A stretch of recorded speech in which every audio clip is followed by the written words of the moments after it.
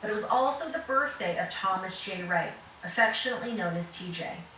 He was born in Leominster, Massachusetts, to David and Karen Wright of Woonsocket, Rhode Island, and was one of 5 children. However, shortly after TJ was born, his parents separated. Almost as soon as the little boy came into this world, patterns of violence became evident. Yeah, this is why not everybody should have children. If I was also president of the United States, I would rule this nation, okay? As a matter of fact, listen, man, I probably would cut or maybe some of the freedom. I hate to say it, but because of stuff like this, if I was president of the United States, you would not have the right to abuse any child. I would rule this country with an iron hand. And I would be harshly strict on child abusers of any kind. And I will harshly demand that all these child abusers be punished justly as they deserve. He had fallen from a second-story window on 3 separate occasions, yet it wasn't until the 3rd incident that a caseworker was assigned. Several more reports were made when neighbors heard a child's screams coming from inside the apartment. Despite this, no legal action came as a result. A short time later, TJ's mother was arrested and sent to prison to serve a 2.5-year sentence for charges related to weed. In January of 2004, DCYF placed TJ in the care of his aunt, 24-year-old Catherine Bennell, and her boyfriend, 27-year-old Gilbert Delestre. Catherine was unemployed and a known drug user. Placing these children in the custody of Catherine and Gilbert would Stupid idea. Stupid and bad, sinful idea. soon prove to be one of the worst mistakes the state of Rhode Island has ever made. On the night of October 29th, 2004, Catherine and Gilbert left 3-year-old TJ in the care of a 15-year-old babysitter named Kayla while the two went out for drinks at a local nightclub with Gilbert's cousin. When they returned to the Walnut Hill Apartments on Diamond Hill Road in Woonsocket hours later, they found the babysitter fast asleep on the couch and a bowl of yogurt and milk spilled all over the floor. The babysitter awoke to find Catherine screaming in a fit of rage, and Gilbert went upstairs to TJ's room where several slaps could be heard, followed by TJ's cry. Wait, let me hear that word. The babysitter awoke to find Catherine screaming in a fit of rage, and Gilbert went upstairs to TJ's room where several slaps could be heard, followed by TJ's cries. The baby's... Yeah, I would like to find out who's slapping him. That was my child. You would hit my child out. Oh, man. Oh, better pray to God I don't find you. I'm sorry if I'm telling threats, you guys. It's just, this stuff gets me so upset, man, and angry. Stuff like this just literally makes my blood want to boil. Then witnessed Catherine storm upstairs where she grabbed TJ by his arms and began dragging him back down to the first floor. Oh, you do that to my child. Oh, I'll step on your neck. Deliberately slamming her knee into his back with each step. When they reached the bottom, Catherine threw TJ onto the floor with... What? Oh, yeah, you did that to my child, man. I'd like to get a belt and just whoop you myself. All these children getting abused and nobody want to say anything about it. Such force that his face... We gotta get these weaklings out of our government and overthrow them. I'm just gonna be real. Bounced off the ground.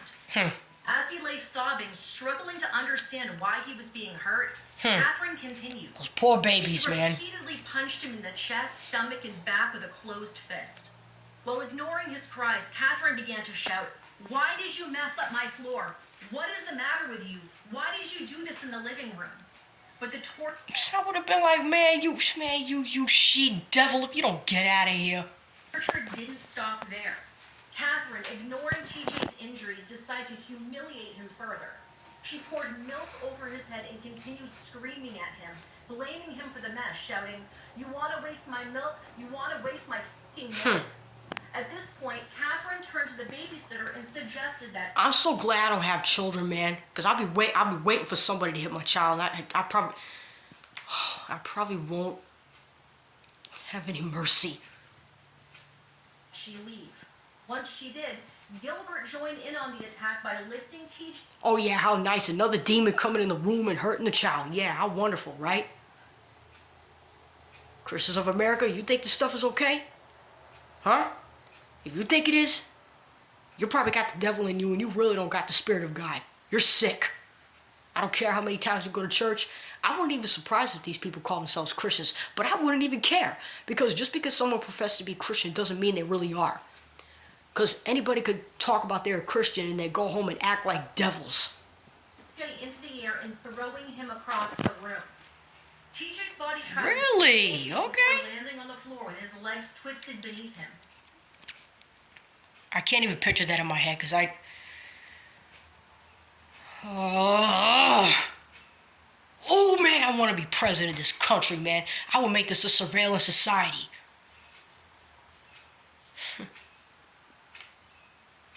Gilbert then picked TJ up and placed him on the steps. With his breathing becoming increasingly labored, Gilbert slapped the boy, causing him to fall down roughly 6 to 8 steps, at which time TJ lost consciousness. Gilbert's cousin, who was in the car at the time, eventually... You know something? I would put whippings and floggings and I would put a lot of almost every harsh, barbaric punishment back in the prisons. And give these child abusers, give these devils what they justly deserve. He heard the noise and ran inside and attempted to intervene. But instead of calling for help, Catherine blocked him from trying to help the boy. Gilbert then picked up the boy's motionless body, carried him back up to his room, and placed him in his crib.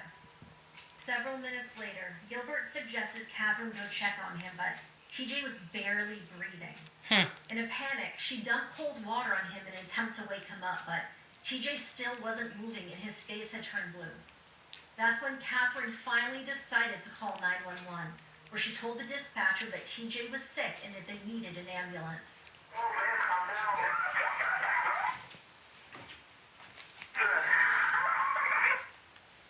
Where she told the dispatcher that TJ was sick and that they needed an ambulance.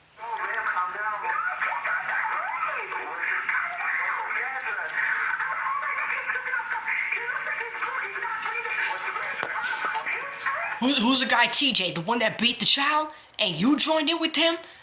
Oh yeah, you're so worried about him and you're not worried about the child getting beat. Selfish.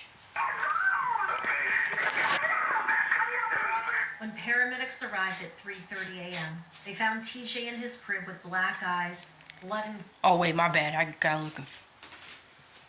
little confused. You know, the child's name. His mouth and vomit covering his mattress. He was rushed to Landmark Medical Center in Woonsocket, where doctors immediately My bad. I thought TJ was the guy, I don't know, the guy that beat the child or whatever, you know, but I'm more worried about the child than the babysitter than the adults, man, because these people are the culprits of this junk. recognized the severity of his condition. He was placed on life support and later transported to Hasbro Children's Hospital. TJ's left arm was broken, and doctors who attempted to save his life described his condition as looking like he'd been in a boxing match. Despite medical intervention, the extent of the little boy's injuries left little hope. At noon on See? October 30th... Look at that little boy, man. Look at that little boy. It's so sick, man, that the most innocent, the most vulnerable get the most hurt. And that we have the nerve to call these children bad. Yeah, well, you know who I think the real bad guys are? These sick adults going unpunished. Some of these babysitters and some of these parents going unpunished for the dirt they done. Or even sometimes the step parents or the adoptive parents, whoever was around the child and doing this trash. 1st, 2004, TJ was removed from life support and was pronounced dead. As for the parties responsible, Catherine Bunnell initially claimed ignorance, telling officers that when she returned home, she simply found TJ clinging to life. She even attempted to shift the blame onto their babysitter, Kayla. Yeah, of course they're gonna pin the blame. You wanna know why? Because a lot of these culprits, they know that they're guilty, so yeah, they're gonna deflect on other people because they know that trouble is coming their way. She also tried to coerce TJ's siblings, who were also present and witnessed the attack, into repeating her false narrative. Authorities immediately saw through Catherine's lies. See what I'm saying? Child abusers are liars. Child abusers are deceivers. Child abusers are really good manipulators, okay?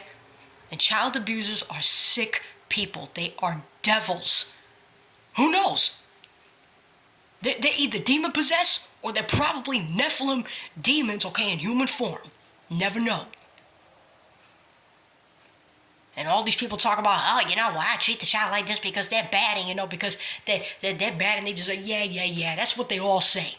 That's what they all say. I ain't trying to hear no excuses, man. When the babysitter was questioned, she told police how she had witnessed Catherine beating TJ as if he were a teenager. She described the brutality in chilling detail, recounting how Catherine's punches and kicks were full force, landing without mercy. The autopsy ultimately confirmed the babysitter's account. TJ's injuries were extensive and consistent with repeated blunt force trauma, including fractures to his skull, broken ribs, as well as the fracture to his left arm.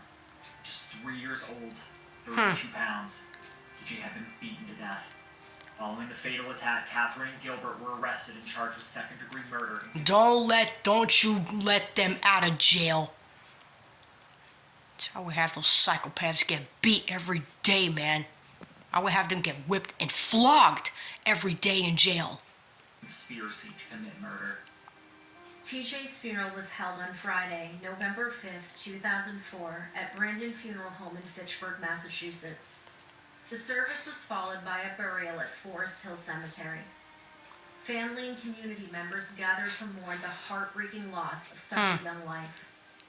During her trial, roughly 4 years later in May of 2008, Catherine admitted to hitting the child, but attempted to shift the blame onto her boyfriend, Gilbert. It's not, girl. You need to be held responsible for your own actions.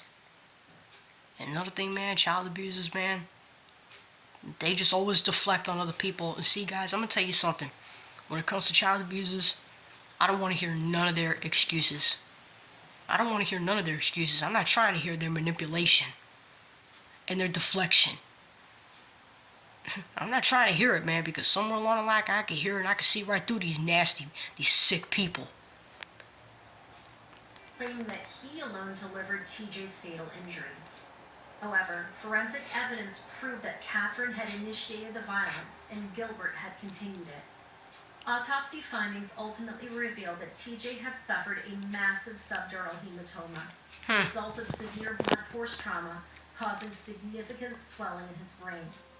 The injuries to his head were extensive, including multiple bruises covering his scalp, and a large dark contusion measuring about 4 to 6 inches marred his forehead. On his cheek, 4 parallel bruises were present, a telltale sign of one of many forceful slaps. Deep bite marks were also discovered on TJ's tongue, evidence that in his final moments of suffering, the child had clenched his teeth in agony as a result of a continued assault against him. Gilbert refused to testify in his own defense, remaining silent in court. Lack of remorse and refusal to acknowledge his role in TJ's murder only strengthened the prosecution's case. One of the most damning pieces of testimony came from Gilbert's cousin, who stated that Catherine physically prevented him from helping TJ when the child lost consciousness.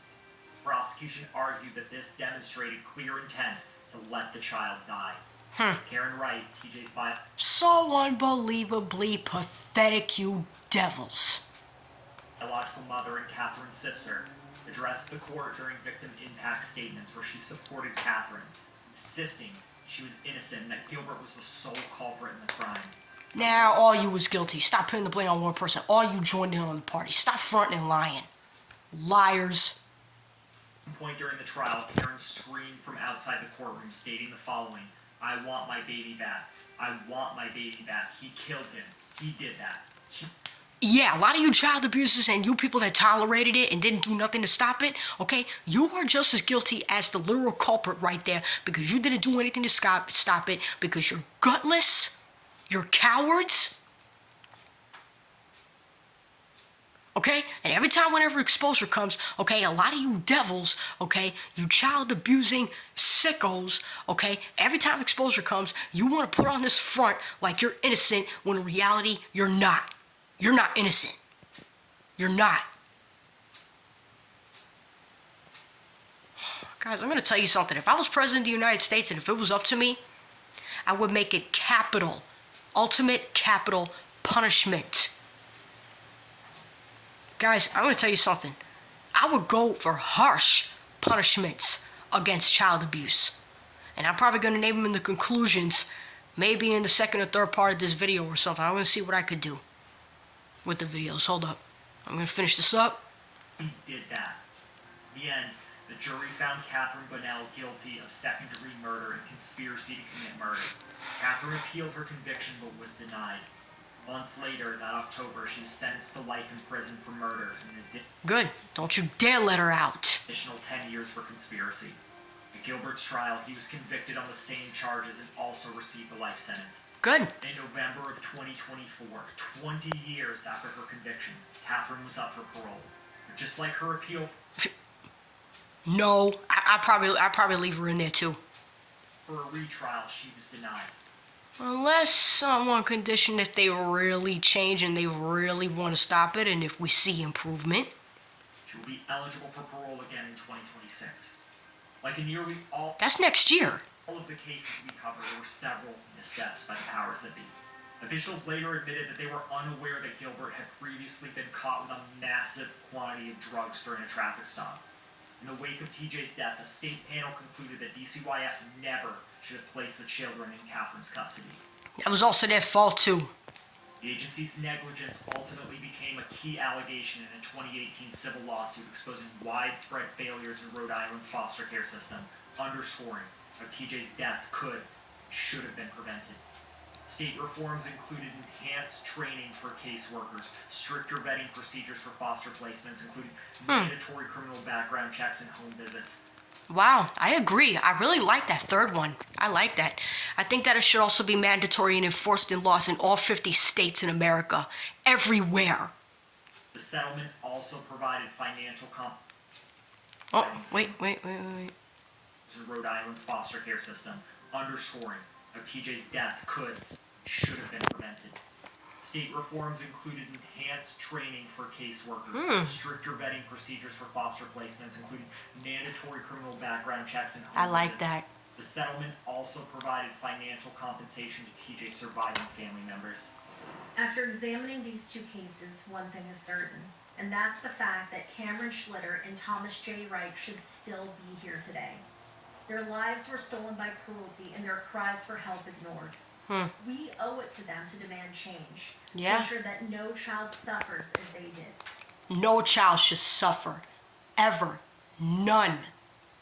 But when you're dealing with careless and selfish adults, that's when this stuff happens. And you're not strict on these parents, these parental guardians. When you're not strict on them, okay, they're going to continue to let this happen. Watch. Child Watch. homicide remains a deeply troubling issue here in the United States. Between 1999 and 2020, the overall child homicide rate increased annually by an average of 4.3%, with a sharp rise observed from 2019 to 2020. More times than not, family members are almost always the perpetrators. Yeah, absolutely.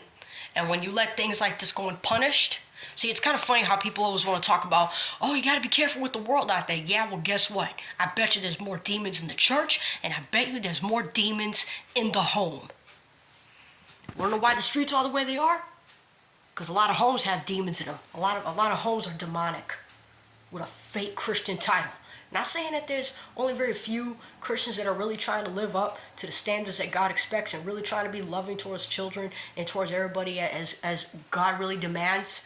But the majority of us so-called Christians, and you ever notice something? America professes to be the #1 Christian nation, the biggest Christian nation in America, and look at all the trash and the garbage we do. These statistics highlight the urgent need for strategies to protect vulnerable children and address contributing factors before it is too late. Cameron and TJ should be remembered not just as victims, but as symbols of the urgent need for reform. Their stories must not be forgotten. Both children were under the care of adults who should have nurtured and protected them. Well, Instead, they failed and they didn't care. they suffered unimaginable violence at the hands of those they trusted the most. Yeah, I got news for you, children. Jesus said, trust no one. Jesus said, trust no one. So pathetic. This is the channel right here, you guys, that I watch at times. So pathetic and disgusting. Osborne, who was born on April. This is another one that I like to watch at times. I gotta get the channel again. I'm probably gonna do the conclusion. I'm gonna load up these videos. So I'll probably make this a 2-part because my camera over here, you know, it stops and then it just continues on. I don't know why it does that, but hopefully I could get a big tablet sometime and then I could just do the videos all the way through, hopefully. So I'll put up these 2 videos and then I'll try to come up with a conclusion and think about what I want to say from my mind and heart.